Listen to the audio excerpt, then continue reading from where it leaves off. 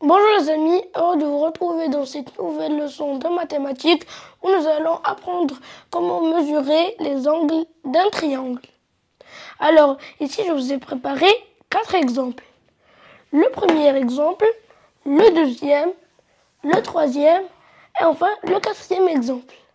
Alors dans le premier exemple, qu'est-ce qui est demandé? De trouver l'angle ABC, c'est-à-dire A, B, C. Il faut trouver l'angle B. Je vais le noter. Ici, dans le deuxième exemple, il faut trouver l'angle FEG. Alors ici, cette écriture veut dire que je dois trouver l'angle E. Alors je peux faire juste le E avec un accent chapeau, c'est-à-dire effacer le F et le G.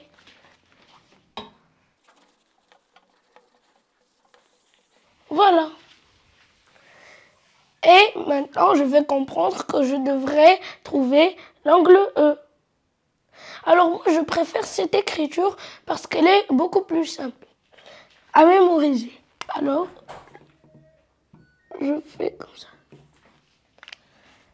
Pour le troisième exemple, il faut trouver l'angle HIG, c'est-à-dire HIG. Alors ici aussi, je vais effacer le H et le G. Et ici, l'angle, c'est l'angle I qui doit être trouvé. Ici, dans l'exemple 4, qu'est-ce qu'il est demandé? Alors ici, on a NMO.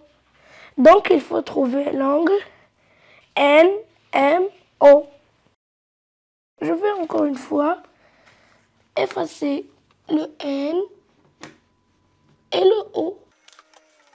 Et je devrais trouver l'angle M.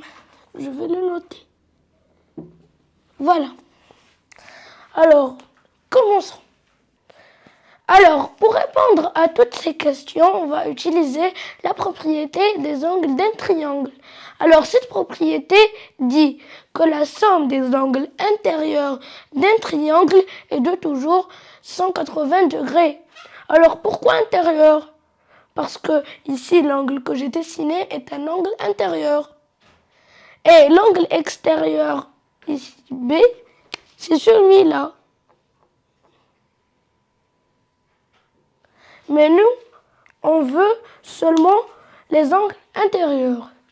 Alors, ici, on sait que la somme des angles de ce triangle et de tous les autres triangles est de 180 degrés. Mais comment on va savoir l'angle B?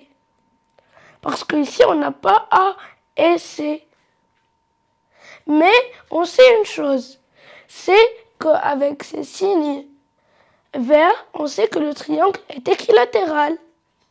Et on a vu qu'un triangle équilatéral, c'est celui qui possède 3 côtés égaux. Alors ici, puisque c'est un triangle équilatéral, ses angles aussi sont égaux. Il y en a aussi ce qu'il appelle un triangle équiangle. Ça veut dire que tous ces angles sont égaux. Alors ici, je vais noter. Alors, l'angle B est égal à l'angle A, qui est égal à l'angle C. Alors ici, on a deux informations. La première, c'est que la somme des angles est de 180 degrés et que tous ces angles sont égaux. Donc, je vais effacer le point d'interrogation. L'angle B égale à 180 degrés divisé par 3 est égal à 60 degrés. Donc, ici, je vais écrire l'angle B est égal à 60 degrés. Voilà. Et maintenant, passons au deuxième exemple. Alors ici, dans le deuxième exemple, il faut trouver la mesure de l'angle E. Je vous laisse réfléchir.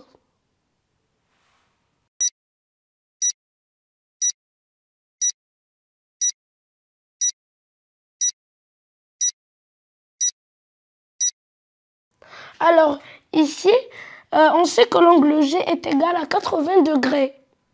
Donc, la somme de E et F est de 100 degrés. Mais on a un autre indice, c'est qu'on a encore une fois ces traits verts. On les a dans le côté GE et GF. Donc, ici, le triangle est isocèle. Et dans un triangle isocèle, les deux angles de la base sont toujours égaux. Donc, l'angle E est égal à l'angle F. Donc, ici, j'efface. On sait que la somme de l'angle E et de F est de 100 degrés et qu'ils sont égaux, donc on va les diviser par 2. Et ça va me donner 50 degrés. Donc, ici, l'angle E est égal à 50 degrés. Passons maintenant au troisième exemple. Alors, ici, dans le troisième exemple, on doit trouver la mesure de l'angle I. Alors, je vous laisse un petit moment pour réfléchir.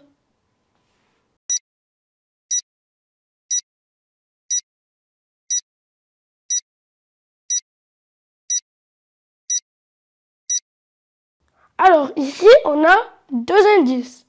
Le premier indice, c'est qu'on sait que le triangle est un triangle rectangle. Donc, cet angle ici est égal à 90 degrés. C'est-à-dire l'angle H. Et ce triangle est à la fois rectangle et isocèle. Pourquoi? Parce qu'on a encore ici ces deux tirets verts qui disent que le triangle est isocèle. Et on a vu ici que les deux angles de la base sont toujours égaux. Donc, l'angle I est égal à l'angle G. Donc, je fais encore une fois le signe. Voilà. Et je vais noter. Donc, ici, on a encore une fois deux informations. C'est que l'angle G est égal à l'angle I et que leur somme est égale à 90 degrés. Pourquoi? Parce que ici, on a déjà un angle droit qui vaut 90 degrés. Donc, je vais noter 90 degrés divisé par 2 est égal à 45 degrés. Donc ici, j'écris l'angle I est égal à 45 degrés. Et maintenant, passons au dernier exemple qui est l'exemple numéro 4. Alors ici, je dois trouver la mesure de l'angle M. Je vous laisse un moment pour réfléchir.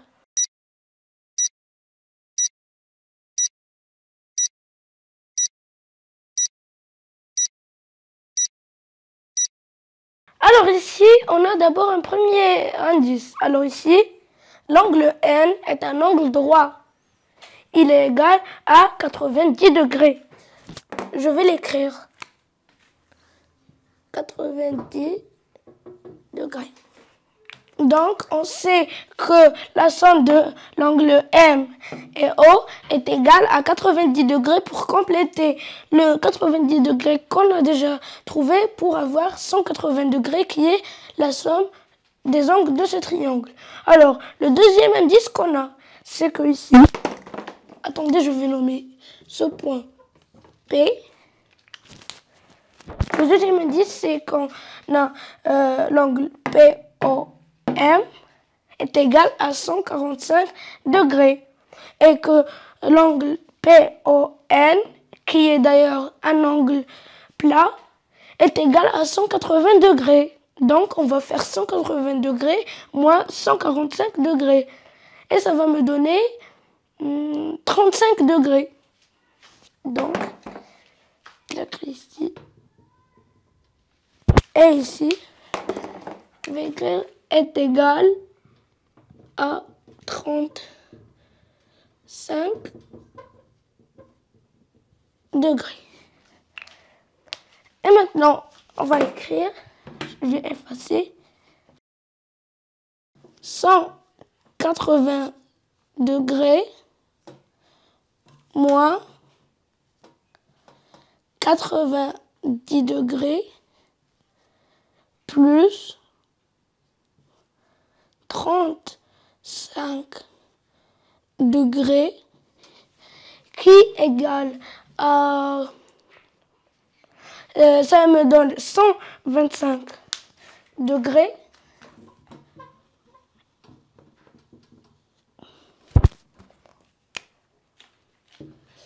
Donc ici, moins 125 degrés est égal à 55 degrés.